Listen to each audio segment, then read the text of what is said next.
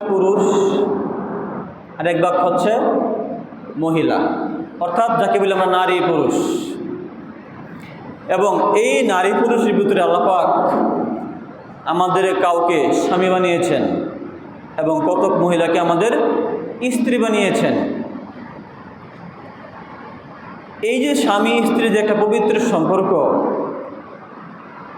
এই সম্পর্ককে আল্লাহ পাক পবিত্র কোরআনে হাকিম বলতেছেন যে পোশাক হিসাবে। বলেন তো কি হিসাবে? পোশাক হিসাবে। হুন্না লিবাসুল লাকুম ওয়া আনতুম লিবাসুল লাহুন্না, অর্থাৎ নারীরা হচ্ছে পুরুষের পোশাক আর পুরুষেরা হচ্ছে নারীদের পোশাক। হাজরিন, পোশাকের কি কাজ?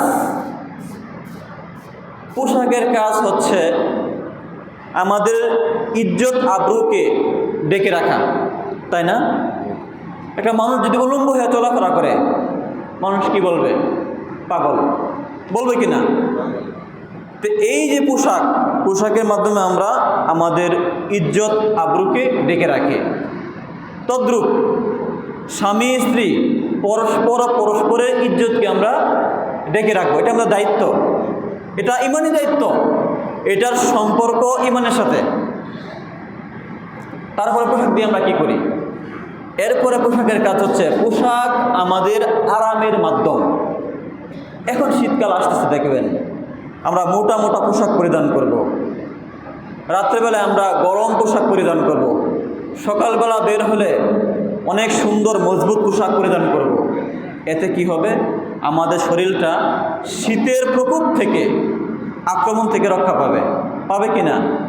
তদ্রূপ স্বামী স্ত্রী পরস্পরের পোশাক একজন আরেকজনকে বিভিন্ন জাতীয় কষ্ট থেকে রক্ষা করবে এবং তাকে প্রশান্তি দান করবে, মনের মধ্যে শান্তি আনয়ন করবে একজন আরেকজনের মাধ্যমে। এরকম পোশাকের অনেক কাজ রয়েছে হাজরিন। ঠিক আল্লাহ পাক এই পোশাকের কথা বলছেন, স্বামী স্ত্রীকে পরস্পরের পোশাক। এবং এই স্বামী স্ত্রী পরস্পরের প্রতি অনেক হক রয়েছে। আল্লাহ পাক যে তৌফিক দান করে আমরা আলোচনা করবো ইনশাল্লাহ। হাজিরিন, আমি প্রথমে বলবো আমরা যারা স্বামী রয়েছি, এই স্বামীদের স্ত্রীদের প্রতি কি কি হক, এটা আমি আগে আলোচনা করবো ইনশাল্লাহ। একজন মেয়ে দেখেন তার মা বাবা কত আদর যত্ন করে লালন পালন করে, বড় করে। যখন সে পরিপূর্ণ বুঝবান হয়ে যায়, প্রাপ্ত বয়স্ক হয়ে যায়, তখন এমন এক পুরুষের সাথে বিবাহ বন্ধনে আবদ্ধ করে দেয় যাকে কিনা আমরা কেউ কখনো চিনি না, জানতামই না। নতুন একটা পরিবেশে একজন মহিলা আসে, সেই পরিবারকে, স্বামীর যারা আত্মীয় স্বজন তাদেরকে নিজের মনে করে নেয়। বুঝতেই পারি নিজের আপন ঘর ছেড়ে, মা বাবা ছেড়ে একজন মহিলা একজন পুরুষের ঘরে চলে যায় স্ত্রী হিসাবে। এখন তাদের প্রতি আমাদের অনেক দায়িত্ব হাজিরিন, অনেক দায়িত্ব। পুরুষের তো দায়িত্ব আছে স্ত্রীর। একটা হাদিস বলি এই ব্যাপারে। আল্লাহর হাবিবের এক সাহাবী, বেদুইন সাহাবী, নতুন ইসলাম কবুল করেছেন। এখনও তার অন্তরে ঈমান বদ্ধমূল হয় নাই, পরিপূর্ণ প্রতিষ্ঠা লাভ করেনি। সেই সাহাবী বলতেছে, এ রাসূলুল্লাহ, আমি তো মাত্র ঈমানদার হইলাম, আমার ঈমানটা আমার কাছে মনে হচ্ছে এখন মজবুত হয়নি। আপনি তো আল্লাহ পাকের নবী, আল্লাহ পাক নবীদেরকে অনেক মুজিজা দিয়ে থাকেন, অলৌকিক কিছু করার ক্ষমতা দিয়ে থাকেন। আল্লাহর হাবিব, যদি আপনি আমাকে দয়া করে এমন কিছু একটা মুজিজা দেখাইতেন যাতে ঈমানটা আমার অন্তরে একদম বদ্ধমূল হয়ে যায়। আল্লাহর হাবিব বললেন, তুমি ওই যে একটা গাছ দেখতেছো? ইয়া রাসূলুল্লাহ, দেখতেছি। যাও গাছকে যায় বলো আমার কাছে আসার জন্য। সুবহানাল্লাহ। এরকম অনেক ঘটনা হাদিসে আসছে। এই নতুন সাহাবী, বেদুইন সাহাবী গাছকে যায় বলতেছে, আপনাকে আল্লাহ রাসূল যেতে বলেছে। সুবহানাল্লাহ। এই কথা বলার পরে গাছটা ডান দিকে এটা মুচুর দিল, আবার বাম দিকে, আবার পূর্ব দিকে, পশ্চিম দিকে, একদম মূল থেকে সরে এলো। গাছটা মানুষের মতো হেঁটে হেঁটে আস্তে আস্তে চলে আসলো। সুবহানাল্লাহ। ওই ব্যক্তি দেখলো, দেখার পর সে একদম পরিপূর্ণ ঈমান তার ভিতরে চলে আসলো। সে বুঝতে পারলো যে আল্লাহর হাবিব সত্যিই আল্লাহ পাকের রাসূল। এখন তার মনে সন্দেহ রইল না। তখন গাছটি আবার চলে গেল। তখন এই নতুন সাহাবী সে এতটা আপ্লুত হয়েছে, এতটা খুশি হয়েছে, বলতেছে, ইয়া রাসূলুল্লাহ, যদি আপনি আমাকে অনুমতি দেন, আমি আপনার পবিত্র কপাল মোবারক এবং পা মোবারক চুম্বন করব। আল্লাহর হাবিব তাকে অনুমতি দিলেন। নতুন সাহাবী, তার কত সৌভাগ্য, আল্লাহর হাবিবের পবিত্র কপাল মোবারক এবং পা মোবারক চুম্বন করলো। এতেও তার অন্তরে সে পরিপূর্ণ তৃপ্তি পেল না। বলতেছে, ইয়া রাসূলুল্লাহ, যদি আপনি আমাকে আরেকটু অনুমতি দেন, আমি আপনার পায়ে সেজদা করব। বলে সুবহানাল্লাহ। সে এতটা খুশি হয়েছে। আল্লাহর হাবিব বলতেছেন, শোনো, আমাদের এই ইসলাম ধর্মে একমাত্র মহান আল্লাহ পাক ছাড়া কাউকে সিজদা করা জায়েজ নেই। কি বলেছে বলেন তো? যে আমাদের ধর্মে, এই ইসলাম ধর্মে একমাত্র পবিত্র মহান আল্লাহ পাকে ছাড়া কাউকে সিজদা করা জায়েজ রাখেননি। যদি অন্য কাউকে সিজদা করা জায়েজ থাকতো, তাহলে আমি প্রত্যেক স্ত্রীকে বলতাম, তোমরা তোমাদের স্বামীর পায়ে সিজদা করো। অর্থাৎ জায়েজ নেই, তাই আমি এটা বলিওনি। সাহাবী বুঝতে পারছেন, তার অন্তরে একদম এখন পরিপূর্ণ ঈমান প্রতিষ্ঠা হয়ে গেছে, খুশি হয়ে চলে গেছে। আমরা কি জানলাম? এই হাদিসে জানতে পারলাম যে স্বামীর যে কি পরিমাণ মর্যাদা একজন স্ত্রীর প্রতি, এটা ধরে 10-5 ঘন্টায় বলে শেষ করা যাবে না। এত বিশাল মর্যাদা স্বামীর। হাদিসে এমনও বলা হয়েছে, যদি কোনো স্বামীর এক নাকের ছিদ্র দিয়ে রক্ত বের হয় এবং অন্য নাকের ছিদ্র দিয়ে যদি পচা পুষ বের হয় এবং তার স্ত্রী যদি মহব্বতের সহিত, ভালোবাসার সহিত সেই রক্তকে, সেই পুষকে যদি নিজের আপন জিহ্বা দিয়ে পরিষ্কার করে, তারপরেও একজন স্বামীর হক আদায় হবে না। সুবহানাল্লাহ। চিন্তা করছেন, একজন স্ত্রীকে ইন্তেকালের পরে যখন হিসাব নেওয়া হবে বিচারের দিনে, তাকে প্রথম জিজ্ঞাসা করা হবে নামাজ সম্পর্কে। বলুন তো কি সম্পর্কে? এরপরে যে প্রশ্ন করা হবে সেটা হচ্ছে স্বামী সম্পর্কে, তুমি স্বামীর হক আদায় করেছো কিনা। আমরা জানতে পারলাম যে স্বামীর কি পরিমাণ হক। অতএব হকের কোনো শেষ নাই স্বামীর। হাজিরিন, হাদিসে এমনও বলা হয়েছে, যদি একজন স্বামী উটের হাওদায় থাকে, হাওদা বলা হয় উটের উপর যে বিছনা থাকে, ওটাকে বলে হাওদা। একজন স্বামী উটের হাওদায় আছে, ওই মুহূর্তে তার মনে চাইলো সে তার স্ত্রীর সাথে মিলিত হবে, সে বলল তোমার সাথে মিলিত হব। হাদিসে তখনও তুমি তাকে সাড়া দাও, তুমি তার ডাকে সাড়া দাও, এটা তোমার দায়িত্ব। স্বামীর এত গুরুত্ব। এজন্য আমরা যারা মা বোন আছি, আমাদের যারা মেয়ে আছে, এই হাদিসগুলো যারা বলবো তাদেরকে, তারা শিখবে। হাজিরিন, হাদিসে আসছে আল্লাহ পাক এই মা জাতিদেরকে, মহিলাদেরকে পাঁজরের বাঁকা হাড় দিয়ে তৈরি করেছেন। বলেন তো কেমন হাড়?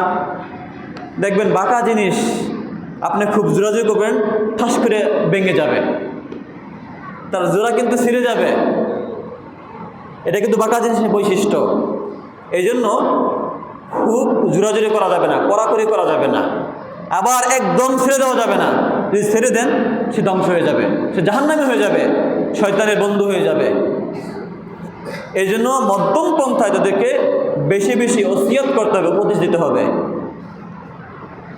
উপদেশ এটা মুমিনের অন্তরে প্রচুর কাজ করে। বিশেষ করে আমাদের মা যারা আছেন তাদের অন্তরে এটা খুব বেশি কাজ করে। এজন্য আমরা আমাদের মেয়েদেরকে, আমাদের বোনদেরকে, মাদেরকে, স্ত্রীদেরকে বেশি বেশি করে উপদেশ দেব। রাসূলের হাদিস শোনাবো, কোরআনের একটা আয়াত করে শোনাবো, সাহাবাদের একটা ঘটনা বলে শোনাবো, দেখবেন তাদের মনটা কিন্তু নরম হয়ে যাবে। অতিরিক্ত চাপ প্রয়োগ করবেন না, মধ্যম পন্থায় থেকে তাদেরকে মাফ করে দিবেন। আপনি দেখলেন না একটা বান ধরবেন। একজন পুরুষ সে যখন ঘরের বাহিরে থাকবে তখন সে থাকবে একজন বলিষ্ঠ পুরুষ, সুপুরুষ। সে কথা কম বলবে এবং তার ব্যক্তিত্ব সহ চলাফেরা করবে। কিন্তু এই পুরুষ যখন ঘরে প্রবেশ করবে তখন সে কেমন যেন এমনভাবে ঘরে থাকবে যে কেমন কানে কম শুনে, চোখে কম দেখে। অর্থাৎ মা বোনদের, আমরা স্ত্রীদের খুব বেশি ভুল ধরবো না। তবে হ্যাঁ, যদি ভুলটা আল্লাহ এবং রাসূলের ক্ষেত্রে হয়, শরীয়তের ক্ষেত্রে হয়, অবশ্যই আপনি তাকে ধরবেন, তাকে উপদেশ দিবেন, কঠোরভাবে পাকড়াও করবেন। যদি মানবীয় কোনো জিনিস হয়, মনে করেন একটা কাজ করতেছে, একটা গ্লাস ভেঙে গেল, আপনি তাকে এই জন্য বকা দেবেন না।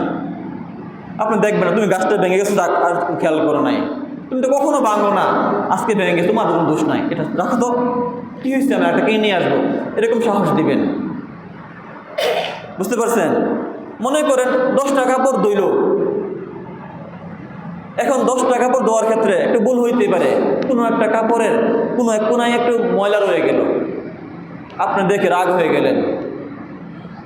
9টা যে ভালো করে ধুইল ওদিকে আপনি খেয়াল করলেন না, ওই একটা কাপড়ে একটু ময়লার জন্য আপনি খুব রাগ হয়ে গেলেন। তুমি দেখো নাই, কি করো, গোড়া ঘাস কাটো না। আল্লাহর রাস্তায় আমরা এরকম বলবো না। হাদিসে কিন্তু নিষেধ করা হয়েছে বলতে, আপনি এটা দেখবেন না, আপনি বলবেন বরং যে কাজগুলো ভালো করে, তুমি 10 টাকা কাপড় খুব সুন্দর করে ধুয়েছ, হয়তো তোমার এটা খেয়াল ছিল না, তুমি তো কখনো এরকম ভুল করো না। দেখবেন তার মনটা খুশিতে ভরে যাবে। এই যে 10 টাকা কাপড় ধুইল, তার মনে কোনো কষ্ট থাকবে না। আমার একটি কথার কারণে, আপনার একটি কথার কারণে পারবো না আমরা একটু ব্যবহার করার জন্য। এটা হক, তাদের হক, এটা আমাদের করতে হবে। অনেক কড়াকড়ি আমরা করবো না ইনশাল্লাহ, মনে থাকবে না। হাজিরিন, আল্লাহর হাবিব বলতেছেন যে তোমরা তোমাদের স্ত্রীদের কাছে যেই পুরুষরা উত্তম, সেই পুরুষ আল্লাহর কাছে উত্তম। চিন্তা করছেন? খায়রুকুম লিয়াহলি, অর্থাৎ তোমাদের মধ্যে যাদের স্ত্রীদের কাছে যারা বেশি উত্তম, সে আল্লাহর কাছে বেশি উত্তম। খেয়াল করেন, এখানে একটা শিক্ষণীয় বিষয় হচ্ছে, আমরা যখন আমাদের কোনো চারিত্রিক সার্টিফিকেটের প্রয়োজন হয়, আমরা কার কাছে যাই? চেয়ারম্যানের কাছে, কমিশনারের কাছে, কোনো বিসিএস ক্যাডারের কাছে। কিন্তু আল্লাহর হাবিব বলে দিচ্ছেন, তুমি কেমন ভালো মানুষ, তোমার মন মানসিকতা কতটুকু সুন্দর, তোমার আচরণ কতটা সুন্দর, সার্টিফিকেট দিবে কে? তোমার ঘরের স্ত্রী। চিন্তা করছেন? এখন আমি কতটুকু ভালো, আপনি কতটুকু ভালো, এটাকে বলেন কে ভালো জানে? বলেন কে ভালো জানে? আমাদের ঘরের স্ত্রীরা। এজন্য তাদের সাথে উত্তম ব্যবহার করবেন। আজকে মনে করেন আমরা কেউ মারা গেলাম, মারা যাওয়ার পরে আমার স্ত্রী যেরকম বলবে, আমি আল্লাহর কাছে ওরকম গণ্য হব।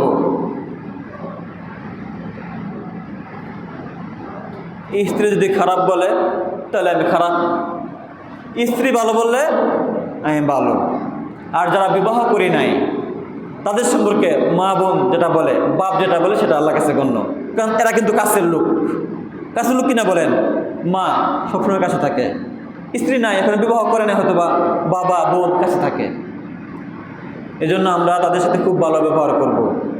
হাজিরিন, আমরা শুধু আমাদের যারা স্ত্রী আছেন তাদের সাথে শুধু আমরা তরকারির কথা জিজ্ঞাসা করব না, কী ব্যাপার, কী লাগবে আজকে বলো, আমি বাজারে যাচ্ছি, লিস্ট দাও। অথবা তোমার কাছে 2000 টাকা রেখেছিলাম, ওখান থেকে 1000 টাকা দাও, আমি আজকে বাজারে যাচ্ছি। আমরা অধিকাংশ পুরুষরা শুধু এগুলোই বলি। একটু বসে তার সাথে কাছে বসবো, তার সম্পর্কে জানবো, কী ব্যাপার, একটু খুশ গল্প করবো, তার মনটাকে খুশি করব। আমরা অনেক পুরুষরা এটা করি না। কেমন যেন আমরা পাথর হয়ে যায় ঘরে আসলে। বাইরে ভালো, বন্ধুর সাথে ভালো আচরণ করতেছি, চা খাইতেছি, হাসতেছি, কিন্তু ঘরে গেলে আমাদের রূপ পাল্টা যায়, কেমন যেন এক পাথর হয়ে যায়। আল্লাহর রাস্তায় আমরা এই কাজটা কেউ করবো না। একজন স্ত্রী কত কষ্ট করে জানেন? আমরা বাহিরে অনেক পরিশ্রম করি, সত্য বাস্তব কথা, কিন্তু আমাদের চেয়ে আমাদের স্ত্রীরা কিন্তু করে একদম কম করে না পরিশ্রম। যে সকাল থেকে হিসাব করে রাত পর্যন্ত অনেক কাজ করে, কিন্তু আমরা করি কি, এগুলোকে কাজ হিসেবে গণ্য করি না। এটা কিন্তু আমাদের মানসিকতার সমস্যা। একজন মা, একজন স্ত্রী, সে অনেক কাজ করে। যদি আপনি হিসাব করেন দেখবেন, হিসাব করলে আমার মনে হয় যে পুরুষের চাইতে বেশি হয়ে যাবে একজন মহিলার কাজ। অনেক কাজ করে। তাদের সাথে বসবেন, বসে একটু খুশ গল্প করবেন। হাদিসে আসছে যে এশার নামাজের পরে খুব জরুরি কোনো কাজ ছাড়া সজাগ থাকা, আড্ডা মারা নিষেধ করা হয়েছে হাদিসে উৎসাহ দেওয়া হয়েছে যদি কোনো জরুরি কাজ না থাকে আপনি এশার নামাজের পরে শুয়ে পড়েন।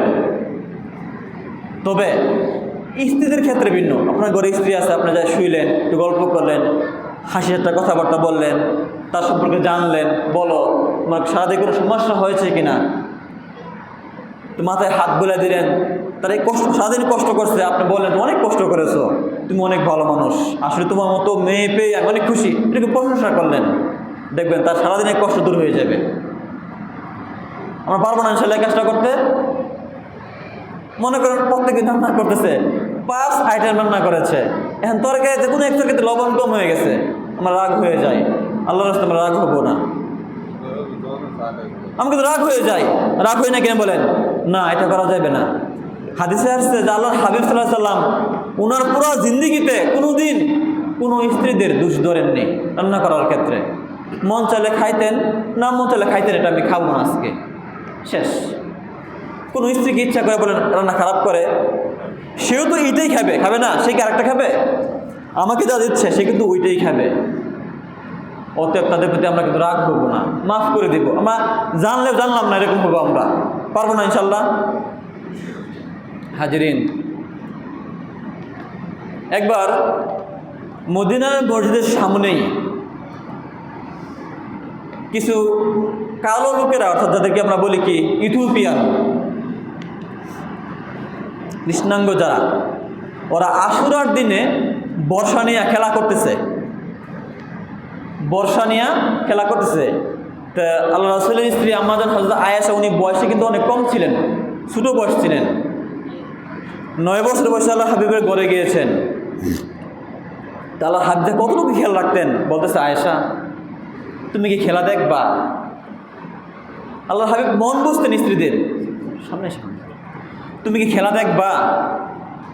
মা আয়েশার মনটা খুশি হয়ে গিয়েছে, ইয়া রাসূলুল্লাহ, হ্যাঁ আমি খেলা দেখব। তখন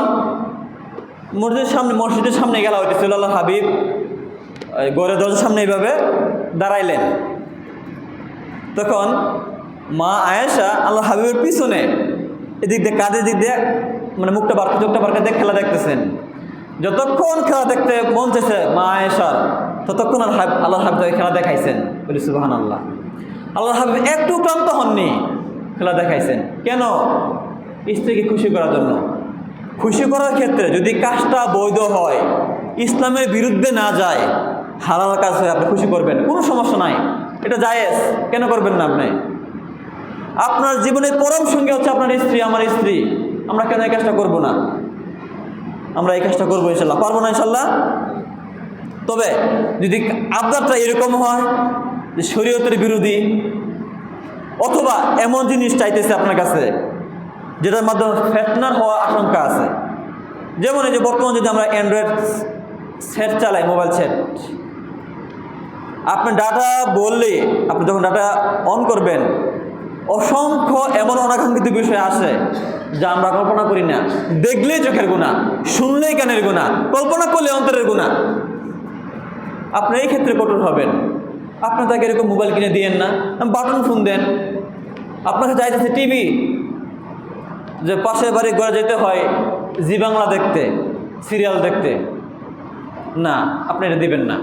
আপনি এই ক্ষেত্রে কঠোর হবেন, অর্থাৎ ইসলামের হুকুমের ক্ষেত্রে, আল্লাহর হকের ক্ষেত্রে, রাসূলের হকের ক্ষেত্রে আপনি কঠিন হবেন। কিন্তু এগুলো ছাড়া অন্য ক্ষেত্রে আপনি অবশ্যই সহনশীল হবেন, উদারমনের হবেন। হাজরিন, আল্লাহর হাবিব রাসূলুল্লাহ সাল্লাল্লাহু আলাইহি সাল্লাম আম্মাজান হযরত আয়েশার সাথে একদিন রাত্রেবেলা হাঁটতেছেন 4 দিন রাত্রে। এখন দুইজনে মিলে, আর কেউ নাই কিন্তু এখানে আশেপাশে কেউ নাই, দুইজনে মিলে সিদ্ধান্ত হয়েছে দৌড় দিবে, দৌড় প্রতিযোগিতা। দৌড় দিলেন, সেই দৌড়ে মা আয়েশা ফার্স্ট হয়ে গেলেন। মা আয়েশা খুব খুশি, ইয়া রাসূলুল্লাহ আমি ফার্স্ট হয়ে গিয়েছি। বলে হ্যাঁ আয়েশা তুমি ফার্স্ট হয়ে গেছো। মুহাদ্দিসিনে কেরাম ব্যাখ্যা করছেন হাদিসের যে আল্লাহর হাবিব ইচ্ছে করেই মা আয়েশাকে ফার্স্ট বানিয়ে দিয়েছেন ওনাকে খুশি করার জন্য। বলি সুবহানাল্লাহ। চিন্তা করছেন আল্লাহর হাবিব উনি কেমন ব্যস্ত মানুষ, সারা পৃথিবীর দায়িত্ব নিয়ে উনি এসেছেন, উনি সমস্ত পৃথিবীর নবী, কত বড় দায়িত্ব। সেই দায়িত্ব সেরে এসেও ওনার স্ত্রীর সাথে এরকম ব্যবহার করতেন। চিন্তা করছেন সুবহানাল্লাহ। এরকম কয়েক বছর পরে আবার এরকম 4 দিন রাত্রে হাঁটতেছেন, তখন আবারও সিদ্ধান্ত হলো যে দৌড় দিবেন। আবারও দৌড় দিলেন, আল্লাহর হাবিব এবং মা আয়েশা দৌড় দিলেন। দৌড় দিয়ে ওদিন আল্লাহর হাবিব ফার্স্ট হয়ে গেলেন সুবহানাল্লাহ। তখন আল্লাহর হাবিব বলতেছেন যে আয়েশা তোমার কি মনে আছে ওই যে একদিন দৌড় দিয়েছিলাম, তুমি ওই দিন ফার্স্ট হয়েছিলে? মা আয়েশা হেসে দিচ্ছে, হ্যাঁ আল্লাহ রাসূল তো মনে আছে। বলে আজকে যে আমি ফার্স্ট হলাম ওইটা সেটা কাটাকাটি, অর্থাৎ ওই যে তুমি ফার্স্ট হয়েছো আজকে আমি ফার্স্ট হয়েছি, তাহলে দুজন সমান সমান। চিন্তা করছেন আল্লাহর হাবিব কীরকম মন বুঝতেন স্ত্রীদের, এটা আমরা খেয়াল করব। আমাদের তো করে স্ত্রী আছে, এরা কিন্তু আমাদের জন্য অনেক কষ্ট করে, হাজিরিন অনেক কষ্ট করে। তাদের যে কাজের যদি আপনি একটু চার্ট করেন দেখবেন যে অনেকগুলো কাজ আইসা পড়ছে কিন্তু লিস্টে, কিন্তু আমরা এগুলো কাজ মনে করি না, না আমরা এটা করব না। তাদের প্রত্যেকের কাজ আমরা প্রশংসা করব।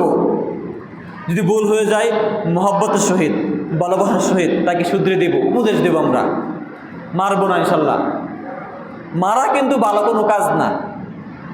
যদি অনেক অপরাধ করে প্রয়োজনে আপনি তাকে বিছানা আলাদা করে দিবেন, এক বিছানায় থাকবেন, আপনি ওদিক ফিরে রইলেন ওদিক ফিরে রইলেন, তাকে বুঝাইবেন তুমি যে কাজটা অন্যায় করেছো, এই কাজটা আল্লাহ রাসূল পছন্দ করে না, এই জন্য আমি আজকে একটু ভিন্ন হয়ে গেলাম তোমার থেকে, তাকে এভাবে শিক্ষা দিবেন, কিন্তু প্রহার করবেন না। আমরা এটা করবো না, পারবো না ইনশাল্লাহ। হাজিরিন একটা কথা বলে শেষ করে দেব। হযরত উমর উনি যখন খলিফা, ওনার কাছে এক ব্যক্তি আসছেন ওনার স্ত্রীর বিচার দেওয়ার জন্য। ওনার স্ত্রী খুব অহংকারী, অনেক অহংকার দেখায়। যখন হযরত উমরের ঘরে আসলেন, ঘরে কড়া নাড়লেন,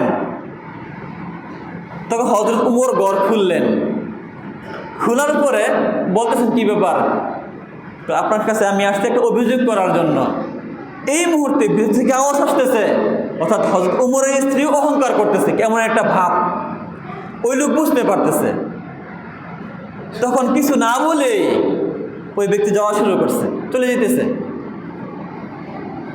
এখন ডাকতেছে, এই ভাই আপনি না আসলেন কি, একটা যিনি বললেন। এখন বলতেছে যে আমি যে জন্য আসছিলাম সেটা আমি আপনার ঘরে দেখতে পাচ্ছি। তো কি একটু বলো, খুলে বলো। যে আমার স্ত্রী অনেক বেশি অহংকার করে, আমি আসছিলাম আপনার কাছ থেকে একটু পরামর্শ নেওয়ার জন্য, কিন্তু এসে দেখলাম আপনার ঘরে স্ত্রী অহংকার করে, তাহলে আমি চলে যাচ্ছি এই জন্য। তো এদিকে আসো, শুনো যে আমার স্ত্রী অহংকার করে, ঠিক আছে, আমি 5টি কারণে তার শরীয়ত বিরোধী কার্যকলাপ বাদে এমনি যে কার্যগুলো মানবিক কার্যগুলো, এই ক্ষেত্রে আমি 5টি কারণে তাকে মাফ করে দিই। আমি দেখেও দেখি না, না দেখার বান্দরি। বলে কী কী কাজ? পরে দেখো আমার স্ত্রী থাকার কারণে আমি আমার নফসকে দমন করতে পারি, অর্থাৎ আমার মাধ্যমে জিনা হয় না, সে আমাকে সাহায্য করতেছে, এই জন্য আমি তাকে মাফ করে দিই। এগুলো একটা।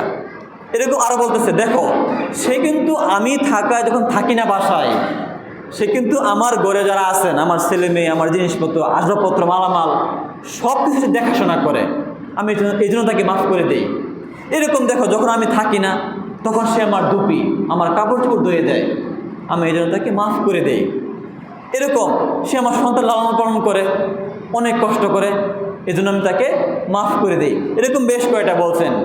তখন ওই ব্যক্তি বলতেছে, হে আমিরুল মুমিনিন, আজকে থেকে আমিও আমার এই দুনিয়াতে যে ভুলগুলো আছে আমার স্ত্রীর, এগুলোকে আমি দেখবো না, মাফ করে দেবো। তার যে অন্য ভালো কাজগুলো আছে আমি ওদিকে তাকাবো, তাহলে আমার মন খুশি হয়ে যাবে, তুমি সত্য বলেছ। এই জন্য আমরা সবাই এটা খেয়াল করবো ইনশাল্লাহ।